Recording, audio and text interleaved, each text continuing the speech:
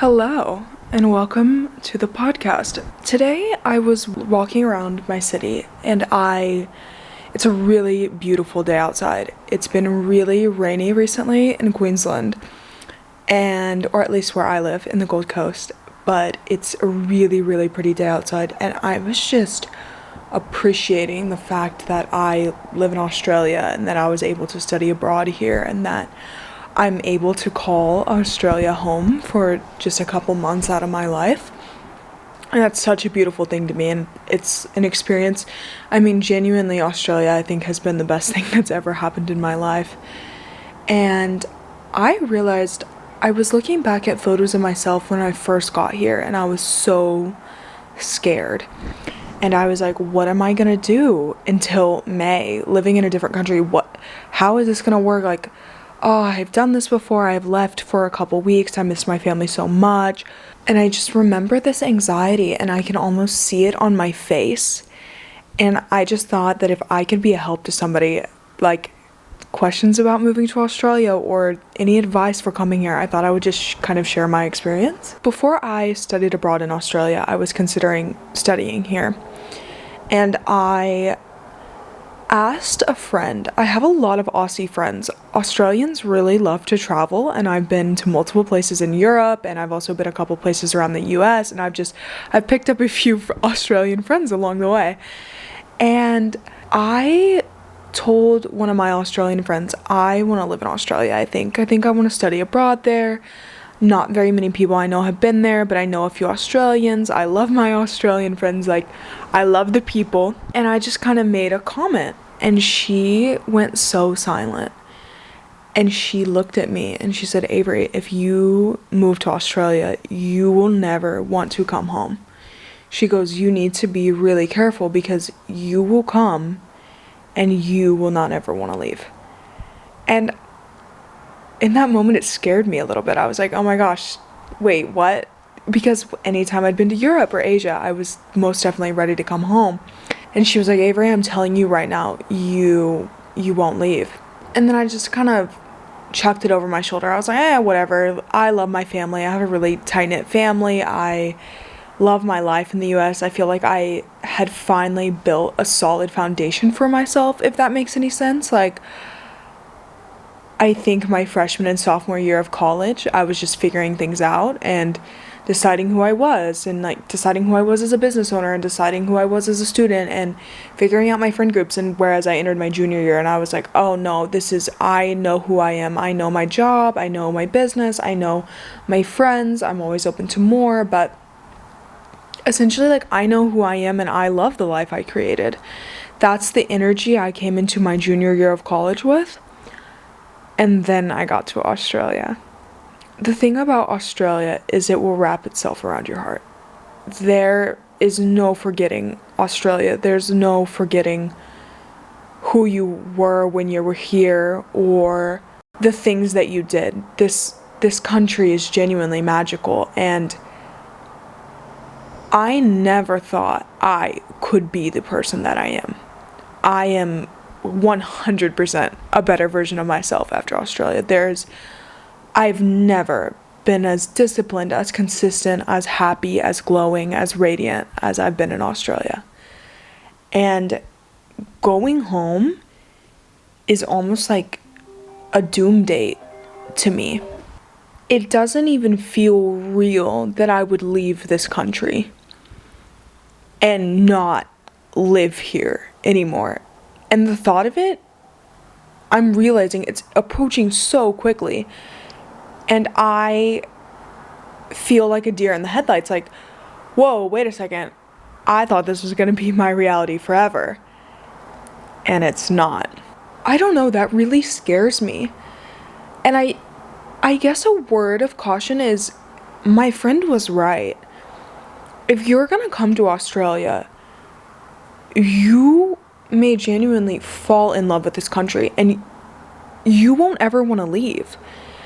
And I never thought I would ever be the person to say that. I never thought in my life that I would genuinely live in another country.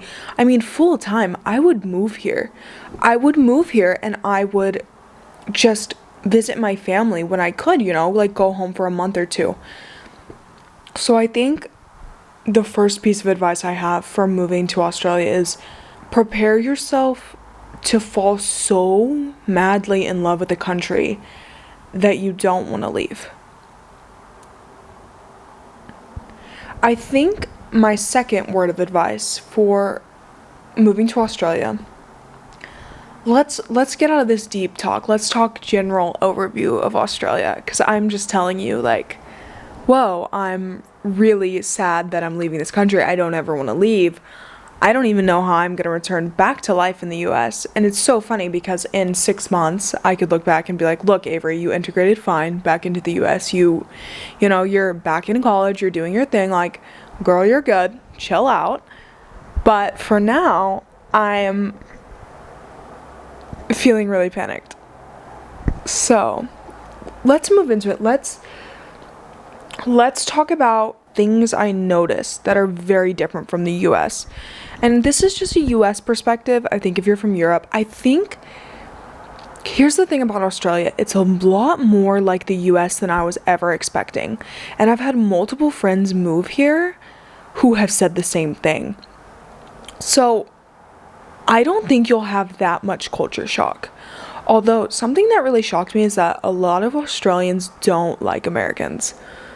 Be prepared for that. I mean, obviously, like, there are reasons they dislike us, okay? And actually, a lot of the reasons are valid. Like, we're really loud, or there's just a lot of other stuff that they say about Americans that it's super valid. And some Americans are like that. So something to prepare for if you are American is that some Australians won't like you. I've heard of a lot of my friends saying that who have moved here for a long time, trying to prove that they're the good American so that people like them or that they fit in. So just be aware of that. Like, I was super shocked because I think that out of all the places I've been, Australia is the most like the US. And anytime I solo traveled, I also think a reason I was shocked about this is because when I solo traveled, I had Australian friends and they never said anything about this. And then I moved here and I started learning about it. And I was like, oh, yeah, they don't like us. But in general, Australians are very, very friendly. You can strike up a conversation with anyone here. You'll make friends like crazy. It's super easy to make friends. That's kind of why I love it here, because I could just be at the supermarket and I can ask somebody a question and we can have a 10-minute conversation. And I genuinely love that. Number one, because I love to yap, so I want people to yap with as well. And number two, it's just super easy if you're in college or in school. You can meet a girl next week and we could be friends and like texting and go to the beach together, and they're just so laid back. What to do if you get sick in Australia. Always, always, always, when you're going to another country, have travel insurance, okay? You need travel insurance wherever you go. Because if something happens to you in that country, it could be very bad, very fast. I think a lot of 18-year-olds would not think about this if you're going to solo travel or you're going anywhere. It's the last thing in your mind that you need insurance. You're so excited about your upcoming trip. You're so excited about what's happening that this isn't of thought to you. Ensure you have travel insurance before you leave. Second, know where physical locations for your insurance are located or how to get in contact with your insurance if the need arises. If you need to go to the doctor and they need all these numbers for your insurance, make sure you have them written down somewhere. Make sure you have it screenshotted, saved in your favorites folder. Now, let me tell you a story. When I first got to Australia, I was so sick, but it was head cold sick. It wasn't this extreme sickness where I needed to be in the hospital or I needed to go to a doctor. It was just, oh my gosh, my nose will not stop running. I'm coughing uncontrollably. So I go to the chemist in Adelaide and I start listing off American medicines. Something you may not know about Australia is when you get here, you have to talk to a pharmacist to even get over-the-counter stuff. Some things in the store may be out. I think I've seen like ibuprofen, maybe Advil, where you can just purchase it over the counter and you don't have to speak to anybody. But if you want cough medicine or something of that assortment, you have to speak to a person and then they give you the medicine. So that's just something to note if you walk in anywhere and you go, oh my gosh, there's no medicine. No, it's just locked up and you have to speak to somebody and explain your symptoms. They'll normally ask you what's going on. Just explain your symptoms and then they'll give you the medicine. Also, if you get sick, make sure people around you know you're sick. I've had friends get really, really sick here, and if we had not known, they potentially could have gotten super dehydrated, or, the sickness just could have manifested into something a lot worse had other people not known. So just word to the wise, make sure people know that you're sick. Make sure you tell a couple people, just in case you accidentally fall asleep and you sleep for like 36 hours or something like that, and you don't have anybody checking on you. That could be a really bad problem. I don't know if that happens when people get sick, but it could. Let's talk about picking a location. I think this is something that is of value to discuss. First, before you come to Australia, try to envision the experience that you want. Do you want a lot of beaches? Do you like the city? Do you want a small city? Do you like big cities? There's a lot of options. Do you like more rugged and terrain? Do you want to live in the outback? Do you want to learn more about Aboriginal culture? Ask yourself what your dream experience is like.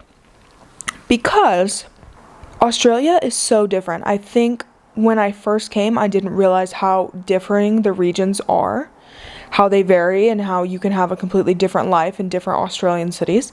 And maybe that's a stupid thing to say, but I'd always heard Australia is the size of the US. And I would think, yeah, but Australia only really has 5 big cities. And it's, I think, 10% of the population of the US. So when people would tell me that, I would think, okay, size of the US may be land mass, but the entire middle is not populated, and it's very rural. It's called the outback for a reason. The people get scared when you drive out there because you won't see anybody for hours. It's not populated out there. So when I first came, I kind of lived under this assumption of, well, wherever I go in Australia will be amazing. I don't care. I just want a beach. That's why I originally didn't choose Melbourne, because I'd heard, the beaches aren't that great. But don't think short term, think long term. Think about what you want to do in 3 months when you're here. Because I'll be honest with you, in the Gold Coast, I didn't ever get tired of going to the beach. But when crazy weather happens in the Gold Coast, I feel like there's very little to do. When it's pouring rain outside, and you have to walk 20 or 30 minutes to a single bus stop, and you might have to wait for 45 minutes for the bus to even come because it'll skip its route. The public transport in the Gold Coast, don't even get me started. It is so unreliable. I will wait at a bus stop for an hour for a bus to come that's supposed to come every 20 minutes. And it's gotten to the point that if it just misses 2 times of coming, I just order an Uber. So ask yourself about public transport. How much do I want to see? Am I okay not being able to get around the best for the place that I'm going? Am I okay being in a smaller Australian city and having to pay more for flights if I want to go see different places? Those are just some things to think about determining location. And here are my observations about this Australian cities I've been in. This is my opinion. Once again, take it with a grain of salt. Cairns. In Cairns, you cannot swim in the ocean. This was very shocking to me. There are crocodiles, saltwater crocodiles in there. It's very small, and it's tropical. It's a good beachy vacation. I like it. Here's the thing. You can't swim in the ocean, but they have places that you can swim. They have pools. But it gives such tropical beachy vibes that it's so surprising that you can't swim there, because it gives some of the best beach town vibes in the entire world. They also have the stunning rainforest. I absolutely loved my rainforest tour, and they also have the Great Barrier Reef. So if you're okay with not being able to swim in the ocean, you just want a beachy town, Cairns is your place. Gold Coast, stunning beaches. Oh my gosh, the beaches here, amazing. If you want to see Noosa and Byron and Brisbane, it's centrally located. It's a great place. I think Byron is like a 2 or 3 hour drive. Brisbane is about an hour. Noosa is 3 hours. So if you wanted to do a couple short weekend trips where potentially you take a bus, very easy to do from Gold Coast. Flying places is way more expensive, and the Gold Coast airport is probably very far away from wherever you're going to get.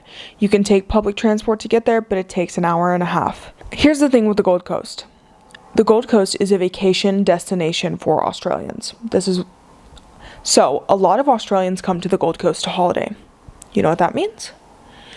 There's not a lot to do other than the beach. I'm not saying there's not a lot to do. I mean, you can learn to play tennis. You can have fun with your friends, like play sand volleyball, do all this stuff, play in parks. But if you want an art museum, I don't even think there is one. If you want to walk around and admire a city's architecture, okay, that's not going to happen here. If you want to cafe hop all day, Melbourne's probably your place. Does that make any sense? It's very beachy, and that's about it. It's a beautiful place to live, and it has its perks, but I would say that sometimes I have a rainy day and I just think, okay, well, I would like to go walk around the city. And that's not really a thing here. Sydney.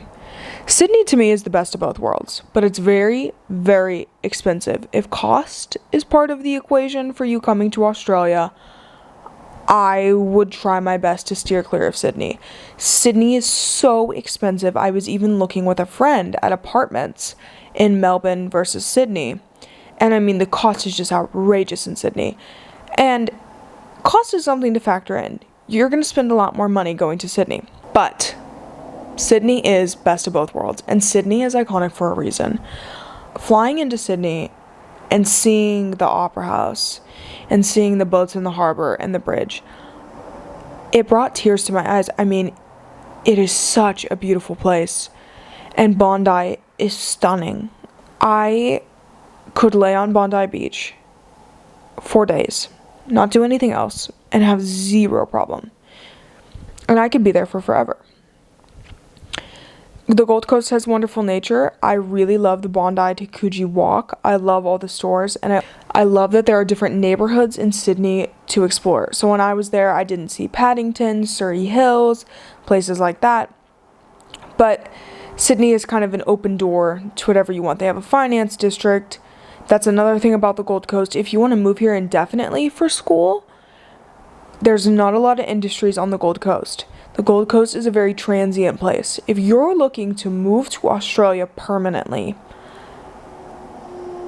I would not recommend the Gold Coast, because the people who live here permanently also get frustrated with how transient it is, because travelers come and go. And due to there being no, accounting firms, finance hubs, places like that in the Gold Coast, it's not normally where college graduates launch their career. Although in Sydney, I have heard the social circle is very hard to tap into. That's another consideration. I have had professors who've lived there and told me it took them 6 years to make friends. Sydney is kind of seen as snobby in a way, which is just how the Australians I've met who live in different places, they tell me that they don't like it there, that they lived there for maybe 6 months to a year, and they found that the people were stuck up, and they found the people unfriendly, and decided, no, I don't like living here, I don't want to live here. Other places in Australia are better suited for me. But hey, if you love Bondi Beach, and you love looking at the city, and you love city views, and you want to be in a big city, go for it. More power to you. I don't think genuinely in Australia you can choose a bad place to live. If you're choosing between Sydney, Melbourne, Gold Coast, Perth, Cairns. I truly don't think there's a bad place to live in Australia. I think you'll be happy wherever you choose, but the cities do have their pros and cons. Next up, Melbourne. If you love New York, you will love Melbourne. Melbourne, I can't even explain it. I loved it. To me, I'm a big walker. I love walking. If you want a walkable city, Gold Coast is not for you. You please choose Sydney or Melbourne. Please. And honestly, I don't think I really even found Sydney that walkable, but Melbourne is. Melbourne is incredibly walkable. They have the Melbourne tram. It's so easy to get around. It's such a beautiful, bustling city. Old architecture. I mean, you can go cafe hopping. There's always a new place to try. There's a lot of nightlife in Melbourne as well. A lot of young people. I always call Melbourne the sleepy town. I feel like it's the perfect city for me because I really love early mornings, but I don't like people around in the early morning. Does that make any sense?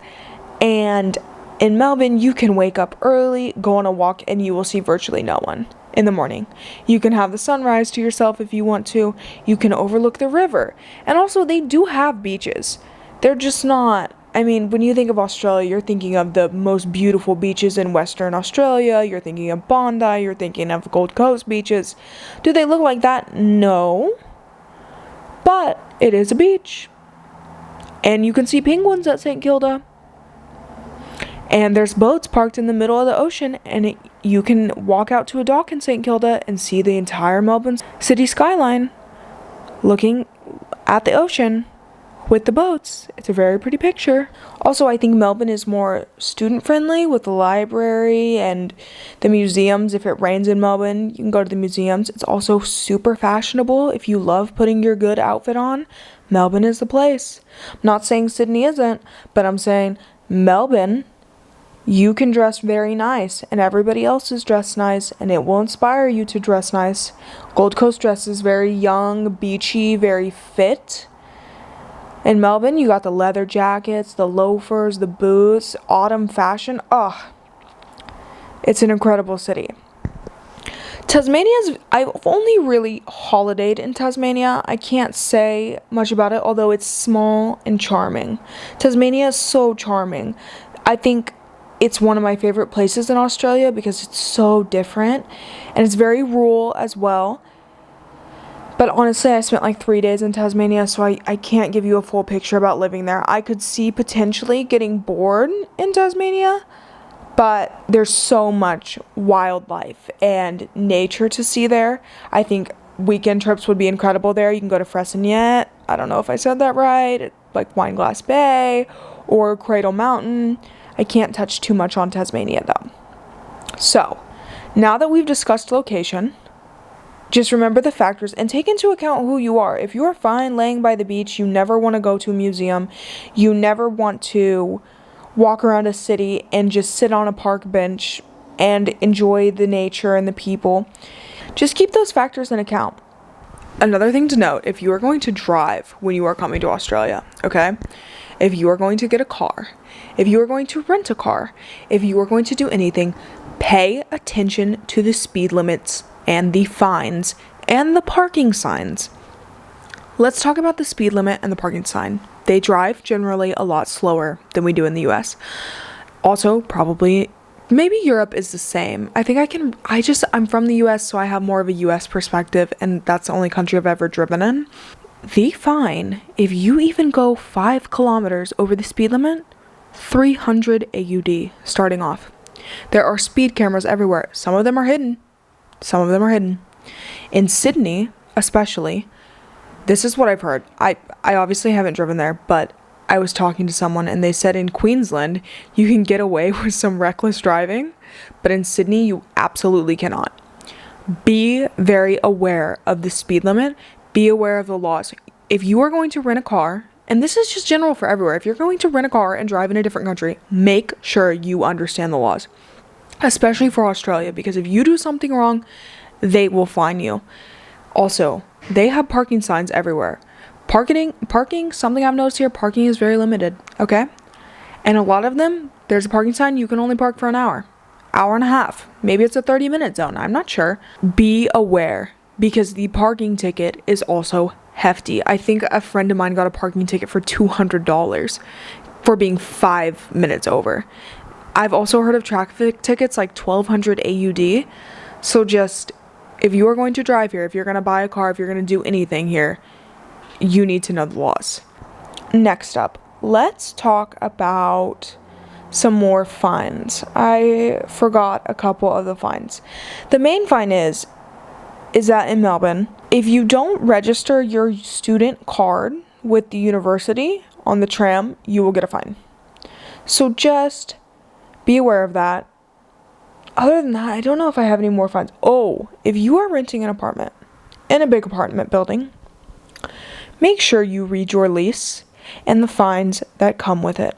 I had friends who did not read their lease at all, did not know that they couldn't do certain things, and now they will be facing a fine. I think that's just general life knowledge. Read your lease. I read my lease 5 times. I had people I know who showed up to Australia on the weekend when the entire apartment complex was closed. You couldn't check in, expecting to check in with all their luggage. And then they had to go get hotel rooms because reception was closed. Make sure you know the checking in and checking out procedures. It's better to be safe than to be sorry. Another fine that comes with apartment buildings, maybe not in all places, but in my experience, is if you set off the fire alarm. If you burn something in your kitchen and you open your apartment door to the entire apartment complex and the entire complex alarm goes off, the fine's around $2,000 AUD. I think there's probably a fine everywhere. I am not sure I've ever heard of this in the US. I've never set off my fire alarm, so I don't know. It's something to look into. My friend who's from London said that that's not a thing. There's no fine if you do that. I don't know. That's just my experience. I didn't research this. It's just I'm drawing on the experiences that I've learned from other people. But just be aware of that, because you could be making an innocent mistake and be slapped with a fine. It happens. Next up, I want to talk about wildlife and safety in Australia. For me, I have not seen a snake since I've been here, although I'm scared of them. I know you shouldn't be scared of snakes, but I do fear them. So that's all I'm going to say. I have not seen a shark when I'm swimming in the ocean. Actually, the ocean is safer than the lake. If you're coming to the Gold Coast, Lake Orr, and the lakes and rivers surrounding the Gold Coast, they have bull sharks and hammerheads because they are connected to the ocean. Do not just jump in thinking you're going for a little swim. You might get bitten by a shark. Okay? Take that as you wish. Do your research. But read about the Australian wildlife. It's something. I love this country so much because they take so much pride in their wildlife and they want to protect it. They have little koalas and kangaroo signs, and they ask you in Tasmania, they ask that you don't even drive after dusk because their wildlife comes out and you could hit the wildlife.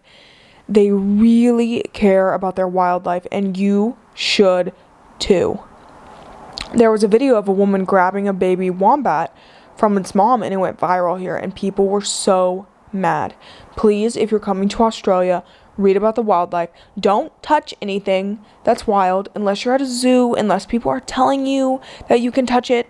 Don't touch it. You don't know if it's venomous. You don't know if you're harming the wildlife. Be very considerate of their beautiful country, their beautiful land, their beautiful ecosystems, and respect them. That's all I'm gonna say. For safety, beach safety, we need to touch on it. I was a swimmer in high school. I've always considered myself a strong swimmer. I was in swim lessons since I was maybe 4 years old till I was 12. I would swim recreationally. So I went into the ocean thinking, this is like no problem. No, it is a problem. The currents are very strong here. The ocean is on something over here in Australia. I have never swam in an ocean like the ocean in Australia. Be careful. When they say swim between the flags, don't think you're some superhero who just gets to swim wherever. You will get caught in a riptide and you could die. Have you seen Bondi Rescue? I think they have 20-something seasons of it. And mainly it's tourists on there who think that they can do whatever they want. They don't think about it, and maybe they don't know. Maybe they don't know about the flags. Maybe they don't, read the signs. I don't know. I don't know why people decide that they can go wherever they want in the flags, but there are rip currents here and the ocean is very strong. I get scared swimming in the ocean between the flags. There are a couple times the waves have taken me and just thrown me on the ocean floor. I've hit the sand and I'm barely doing anything. I'm just in the ocean. I'm like waiting. I'm not even swimming. I'm standing up. So be super vigilant when you are at the ocean. Be aware and be careful. You should not be swimming where there are not flags, where there are not lifeguards. I wouldn't even swim after hours. It can be very dangerous. The ocean knows its power. The ocean is very powerful. It's a beautiful thing to witness. It's a beautiful thing to look at, but it's not something that you should joke around and just go swim wherever in. For sharks, I haven't seen any sharks, so I don't know. Stingers. Ooh, let's talk about stingers and blue bottles. Don't pick up anything in the ocean. Like I said, don't pick up anything that washes on shore. Could be a poisonous blue bottle. Could cause you nasty burns. Could not be a great thing to pick up. Just don't touch anything. Actually, in cans, there are these seeds that drop and they're super poisonous and they can kill you.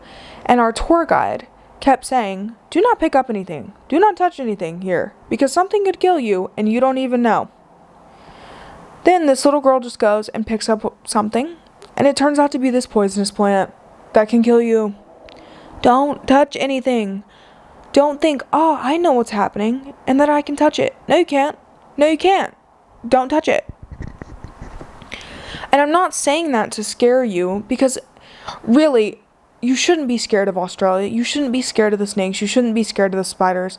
Just be aware and just don't touch anything. Especially if you don't know because you're not from here. The locals know. You don't. Okay? Be very careful. The currents are not a joke. They're not something to mess around with. If you're coming here, start watching Bondi Rescue, especially if you are going to go live in Sydney, if you're going to go live in Bondi, because it would be really sad if you decided, I think the ocean looks fine, and then you were in a really dangerous situation or something were to happen to you just by not following some safety protocols. That would be a really bad situation. You don't want that to happen. Your family doesn't want that to happen. Your friends don't want that to happen. So be safe. Next, we're going to move into things I wish I knew as a student. First, I currently go to Bond, but a lot of other universities are very different. So I'm kind of speaking for a mix of students that I have interacted with because I know people who have gone to University of Melbourne, who go to University of Adelaide, who went to Sydney.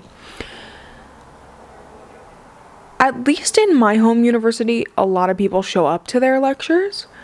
Obviously, you have the people who skip, but you know that they're not serious about their degree. At Bond, you will be at lecture. They are very, very small class sizes. Your lecturer will know you by name. Your lecturer will probably know your favorite color, something like that, okay? They are very tight-knit classes. This is something that was so shocking to me coming to Bond University. Obviously, this is not applicable to all universities in Australia. It's just applicable in my experience. Every single class I have, 15 to 25 people. I know every single person in the class.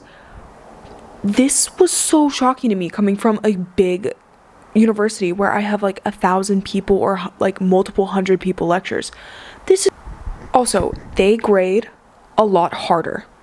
Your university, if you're American, should adjust for the grading, and they should add points. So if you get like a 70 here, I think it's an 85 in the US because of the grading. But a couple of my friends who are taking hard classes are failing them.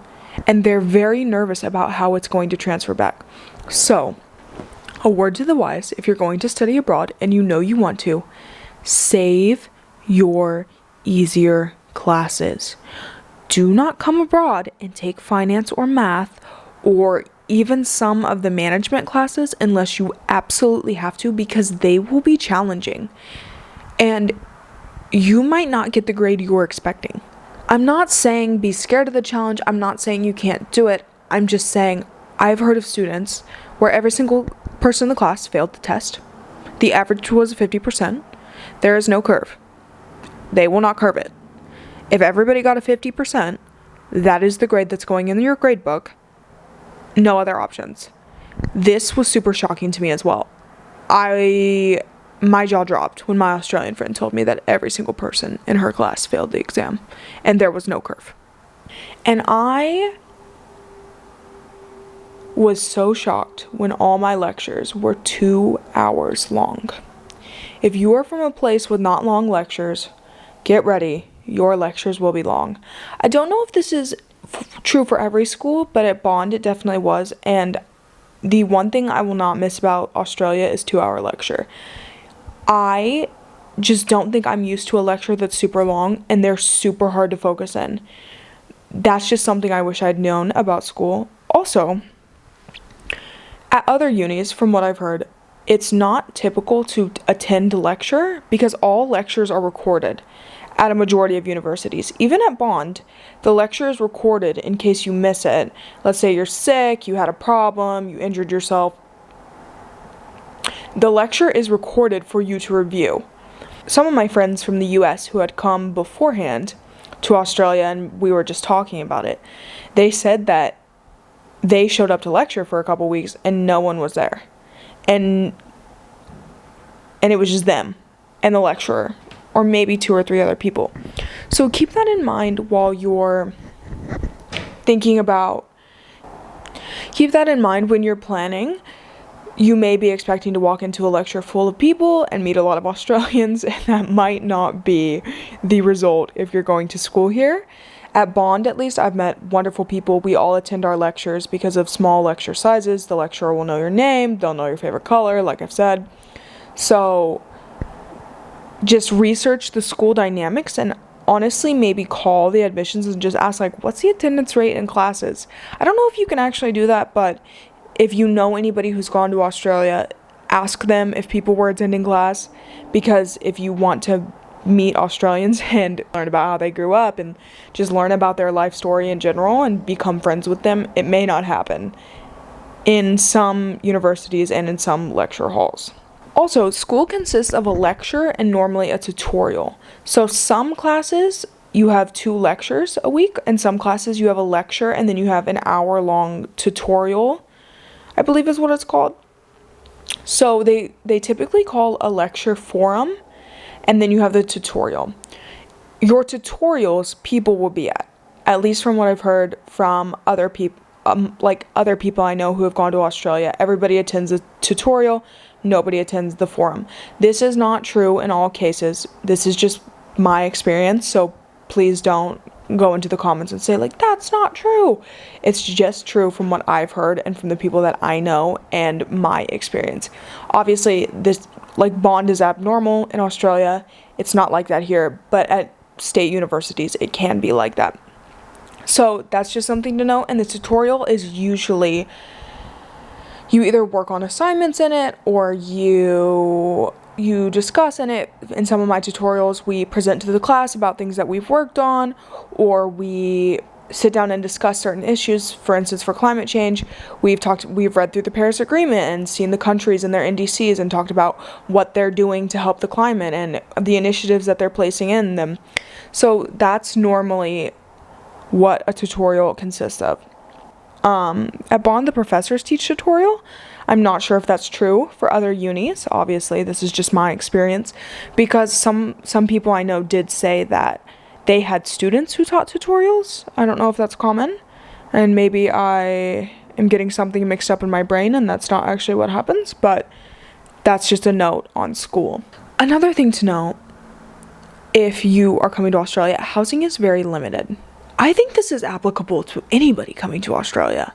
Housing is not a joke here. Actually, originally, I wanted to go to Sydney, and I looked at the prices for housing, and I looked at the university housing, which said no international students would ever be housed in their university housing because they didn't have enough even for the students themselves that they already had enrolled. And I went, oh, and chose another university. Even here on the Gold Coast, I had friends who showed up here. They were living in hotels until they could find a place to live because there was nothing available. Be proactive if you are coming to Australia. Make sure you have a place to live. Make sure that it is lined up. It's a credible place. Let's also move into a little more about housing. At least in Queensland, I don't know if this is true for all of Australia, the government requires that you pay a bond if you're getting an apartment. So for instance, for my apartment, I had to pay a certain amount, and it was a lot. It wasn't like in the US where the deposit can be refunded back to you if, I don't know what it is in the US. I feel like from people I've heard, maybe they put down like a $500 deposit, and then it's paid back to you if there are no damages in the apartment. Maybe it's a month's rent, which is also what it was here.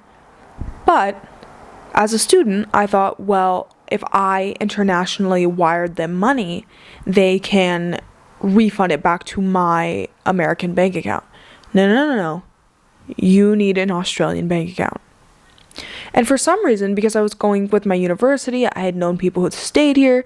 This was super shocking to me because it hit March, and then my apartment complex was like, oh, hey, by the way, if you guys want your bond back, you have to have an Australian bank account.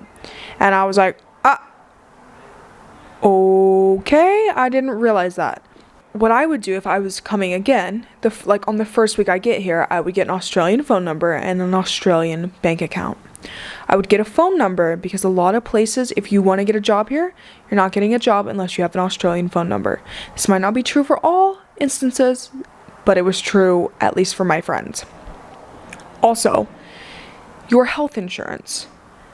If you have to pay something out of pocket and then you have to get a refund from them, they will not give you a refund if you do not have an Australian bank account.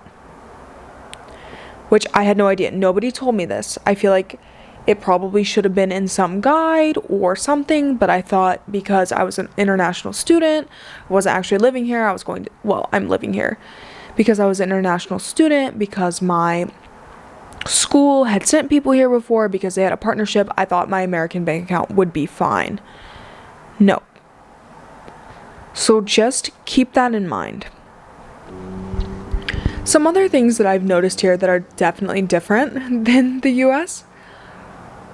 The fitness culture. Aussies are fit.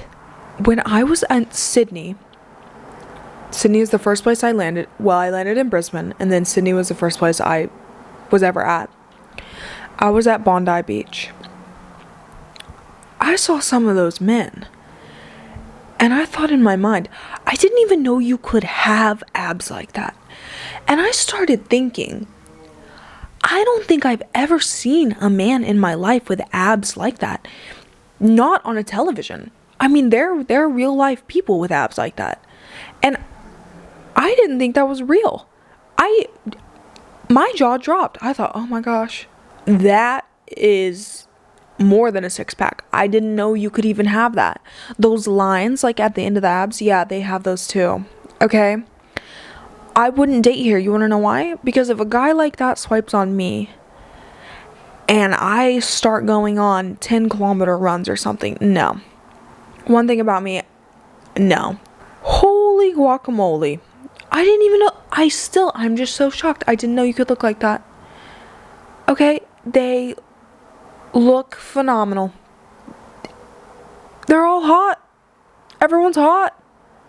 I don't know what to say. It's true. They're also super relationship centered, and maybe this is just something that I've observed, because obviously, like, all statements that you say, not all, right? Like, not all Australians are like this. Not all Americans are a certain way, right?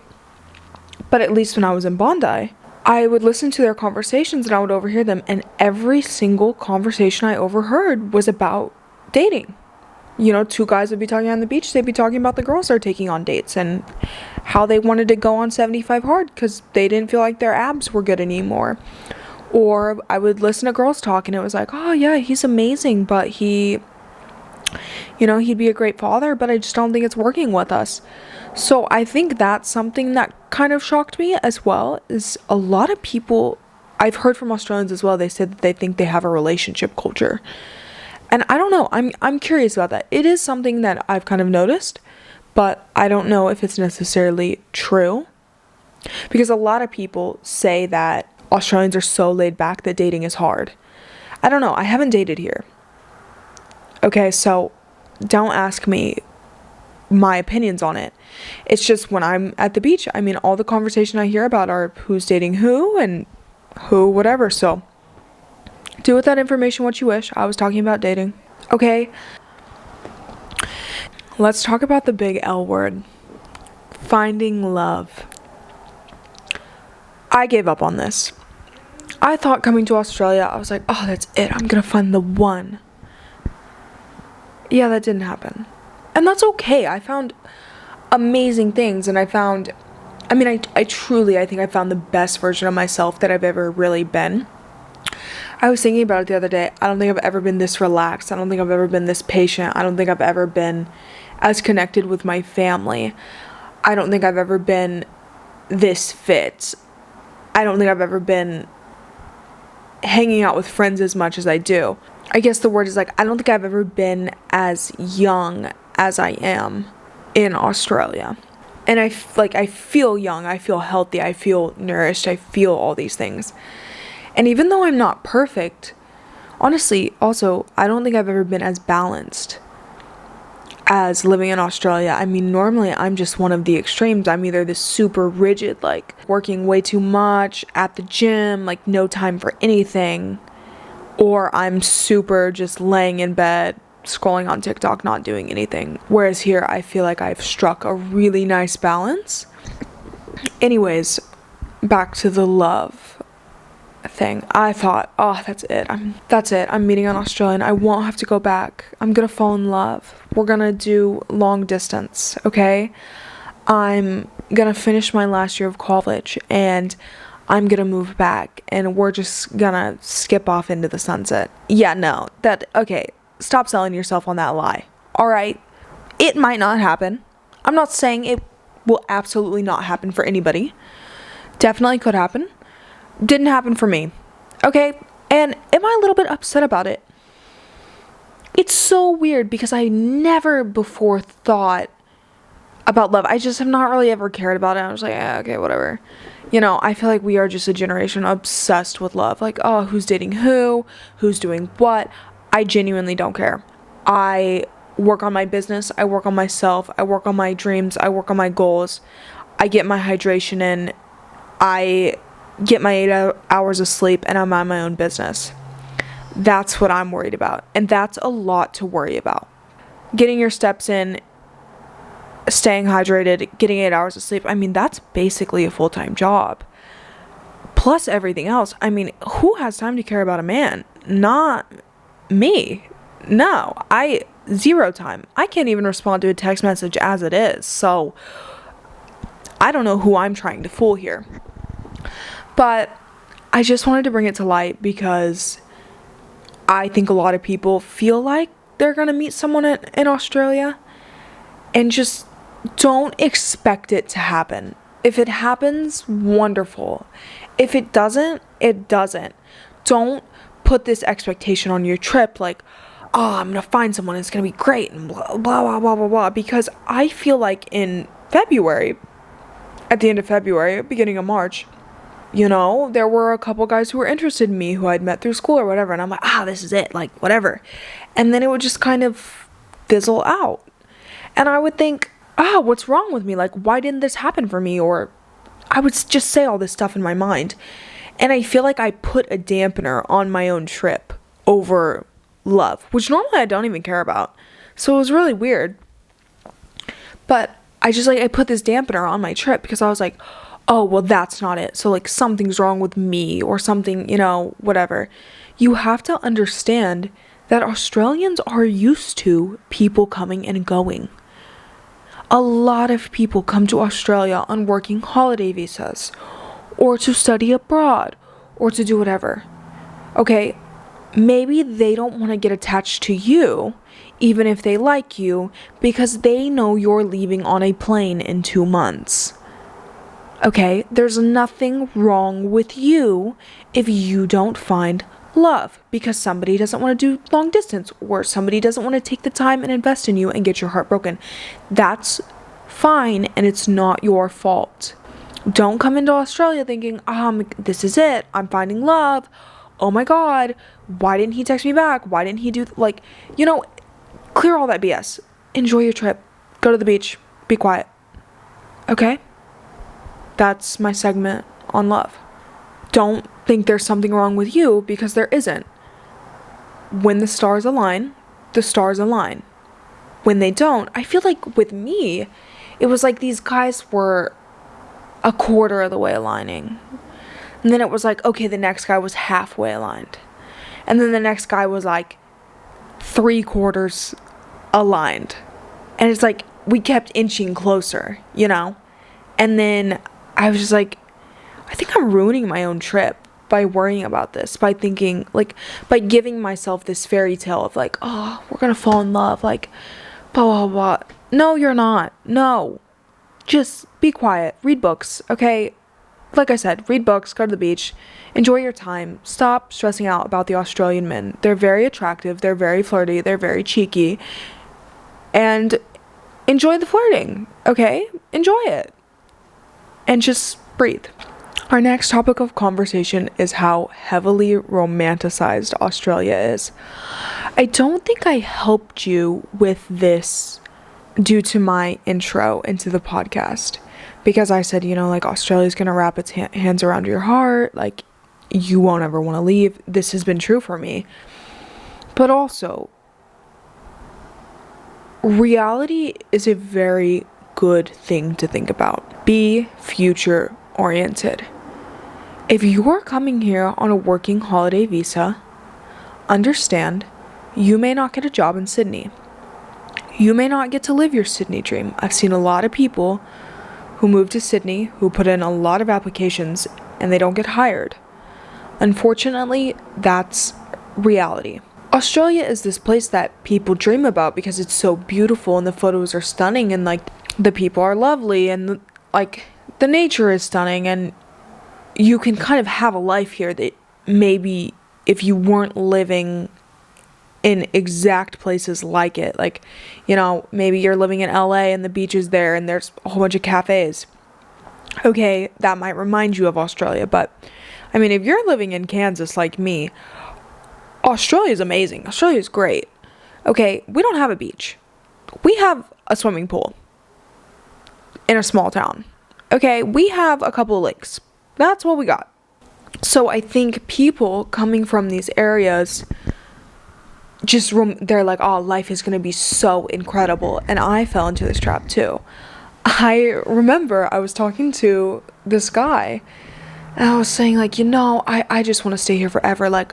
I could just work in a cafe and, just live my life. I would love my life. I could work in the cafe in the morning and I could go to the beach, and on my days off I could just go to the beach and I would just have the greatest life, and I could learn to surf with the money I saved up for my cafe job, and I could have a little house, and I could even live with some people for a couple years, no problem. And the line just went so silent. And this man, I could feel his annoyance through the phone. And he was like, yeah, and that's reality. You're gonna work in a cafe at 40? You're gonna come here and live here and work in a cafe at 40? And I just went, ooh, okay, you just brought me back down to earth there in that conversation. What I'm saying is, enjoy Australia while you can, but recognize You might not stay here forever. Also, it might not be everything you pictured. There are angry Australians. There's stuff that sucks. The cost of living is really high here, okay? I even complain about the prices at Woolworths. I mean, Christ, the other day, I injured myself, so I haven't been able to walk around the grocery store. So I've been putting in online orders at Kohl's or Woolies and getting them delivered. This entire past week, I've spent way more than I ever spent on groceries living here for half the stuff. I put in an order at Kohl's the other day, and I took half the stuff out of my cart and just said, fine, I can live off I can live off half of this until I can actually walk around in Aldi's. It's very expensive in Australia. Very expensive. So be prepared for that. I just think people come in and they have all these rainbow and lollipop dreams about Australia, and a lot of it's true. The nature's beautiful. The people are incredible. The beaches. Don't even get me started on the beaches. Almost anywhere you go in Australia is stunning. If you're going to tourist destinations, Whitsundays, Noosa, Gold Coast. Well, a lot of people don't like the Gold Coast, but I love the Gold Coast, and if you come to the Gold Coast, go to Burleigh. Do not stay in Surfers. Stay in Burleigh. You will love Burleigh, okay? Burleigh is incredible. A lot of people talk about, or if you're going to the tourist destinations, I mean, even Tasmania, Melbourne, I mean, they're all stunning, and they all have their own quirks and charms. But just know that going somewhere doesn't erase your problems. Sometimes going somewhere makes your problems worse. When I first got here and I moved into my studio apartment alone, I've never lived alone before. I cried every single day. Every day. And I don't even know what I was crying about. I just was. And I felt so lonely because I didn't have friends. I hadn't met anybody in my program. It was just me and four walls and just rain. When I first moved to the Gold Coast, it just rained and rained and rained and rained. And so I would stay inside because I didn't have a car. So if I walked to the beach, I would be soaking wet in rain, and it could rain for hours. So I wouldn't even want to lay on the beach. And I remember thinking, I'm in Australia. I'm in this beautiful place. Why am I crying so much? I cannot stop crying. I feel so happy about everything, but also I'm crying every day. I think I'm going insane. What's going on? And then I downloaded Threads. And as I'm scrolling through Threads, I saw someone post something, and they went, I moved to Australia and I started feeling emotions again. And this person talked about how they started crying again, how they hadn't cried in months, and they began to cry when they came to Australia, and how they also felt anger again. Like they were essentially saying, oh, I was numb. And then I moved to Australia and I wasn't numb anymore. And at the end they said, Australia taught me how to feel again. It like knocked the wind out of me when I read that, because it's true for me too. This country genuinely taught me how to feel again. And maybe it's just self-growth. Like, you're on your own, nobody's judging you, you're in a studio apartment. Maybe it's, I don't know what else it could be. Maybe it's the sun. I don't know. That's probably so stupid that I just said that. But for instance, I do think places have energy, and I do think that Australia teaches you how to feel again. And maybe that's just like a me thing and that person on Threads, and it's just some weird coincidence, because I remember just asking the universe, like, why am I crying all the time? This is crazy. I have my dream life. I live in this studio apartment. I have like everything I could ever want. The beach is only a 45-minute walk from me, which is far sometimes. Like, I feel like people would think that's far, but it's not far from me, because I've never had a beach close. If I want to drive to a beach, it's 16 hours. So I just couldn't understand why I was crying all the time. And then I read that, and I really think this country forces you to feel again. And it almost brings out the child in you in a way, like how easy it is to make friends. Like, you almost feel like a kid again, like this excited little kid again, who is also a little temperamental and cries sometimes, because it's just everything's so easy here, like it was in childhood. I mean, do you remember in childhood? And I mean, some Australian adults are gonna be like, no, what are you talking about? Shut up. But this is just what I've observed. Think about it. When you were 5, was it hard to make friends? No.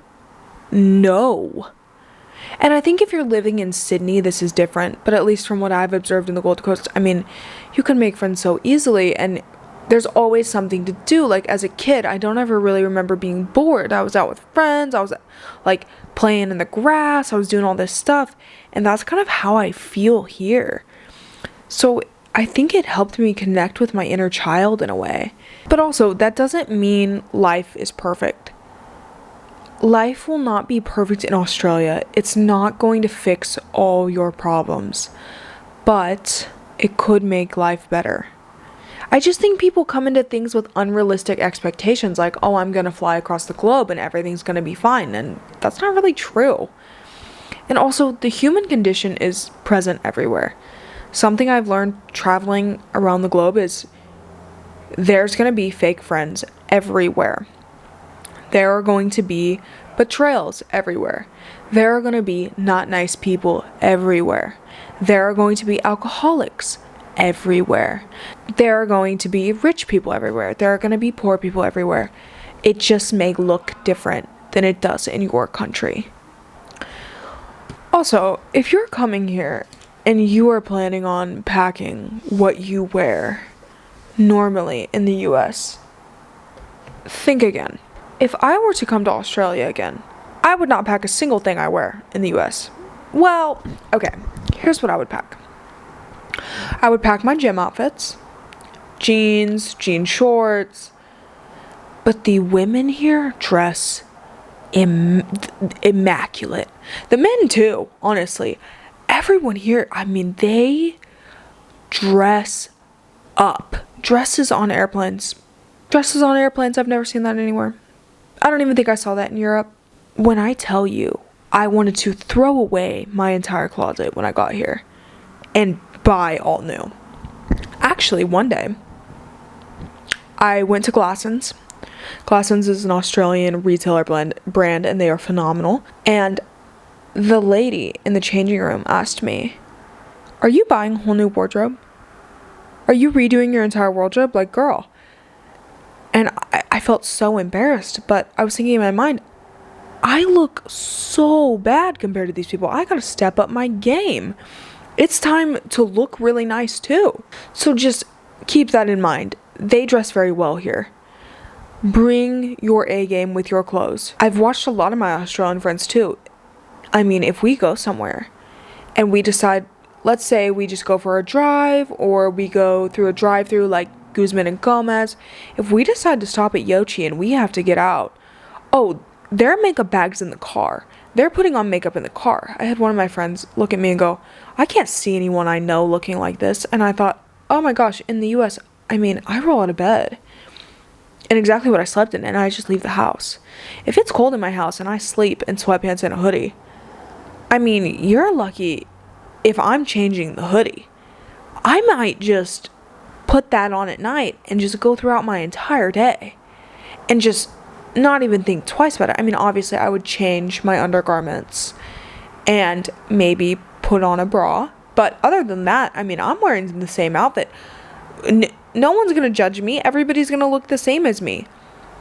And guess what? If I wore my White Fox hoodie to bed, I could just change it to my White Fox sweatpants, my matching set, and then I'm dressed nice for today. Okay? I'm dressed nice for the US. So coming here and seeing how they do this, I was like, whoa. So that's definitely some advice I would give you. Anyways, thank you so much for listening to me ramble. I hope you had wonderful key takeaways from this podcast. I really enjoyed making it and sharing with you what I've learned about coming to Australia and the ins and outs in betweens. If you have any questions, leave them down below. I'd love to answer them. I can also make a part 2. I technically have made a part 2 and combined it with this because I realized I forgot so much when I was talking about it. So much for listening. I hope to see you in the next one. Bye!